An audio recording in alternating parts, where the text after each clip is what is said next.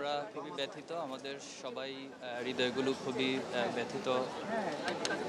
আজকে শহীদ আব্দুল হাদী ভাইকে আমরা এখানে শায়িত করেছি।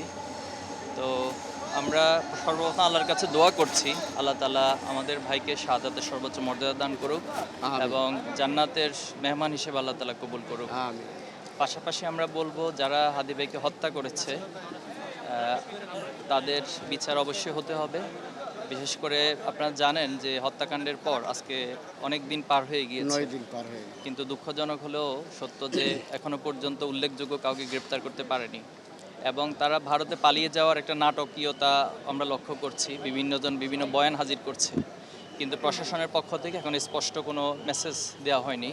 এটা আমাদের জন্য দুঃখজনক। বাংলাদেশের মতো একটি স্বাধীন সার্বভৌম রাষ্ট্রে একজন হত্যাকারী দিবালোকের মতো বাংলাদেশের রাজধানীতে এভাবে গুলি করে তিনি পালিয়ে যাচ্ছেন, ওনাকে এখন পর্যন্ত গ্রেপ্তার করতে পারেনি।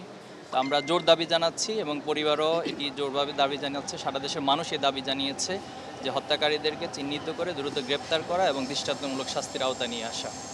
পাশাপাশি বলবো, হাদী ভাই যে স্বপ্ন দেখেছেন, তিনি যে বাংলাদেশের রাজনীতির নতুন সংস্কৃতি আমাদের কাছে দেখিয়েছেন, আমরা বিশ্বাস করি ওনার এই স্বপ্নগুলোর প্রত্যেকটি যুবক এই প্রজন্ম ধারণ করেছে এবং তারা মনে করেছে হাদী ভাইকে হত্যা করার মধ্য দিয়ে হাদী ভাইয়ের আদর্শকে ধ্বংস করে দিবে, কিন্তু তারা এটা সবচেয়ে ভুল করেছে। এবং আজকে একজন হাদী ভাইয়ের যে হত্যাকাণ্ড শহীদ করে দেওয়া হয়েছে, আজকে বাংলাদেশের লক্ষ লক্ষ যুবক আপনারা দেখছেন যে পুরো হাদী ভাইকে ওন করতেছে। হাদী ভাই একজন ব্যক্তি না, তিনি একটি চরিত্র, তিনি একটি স্বপ্ন এবং তিনি একটি জাগরণ, তিনি একটি বিপ্লব। আমরা বিশ্বাস করি এই হাদী ভাইয়ের রক্ত থেকে বাংলাদেশে হাজার হাজার লক্ষ লক্ষ হাদী তৈরি হবে এবং আলটিমেটলি বাংলাদেশকে একটি স্বাধীন সার্বভৌম রাষ্ট্র হিসেবে প্রতিষ্ঠিত করার জন্য এর প্রজন্ম কাজ করে যাবে।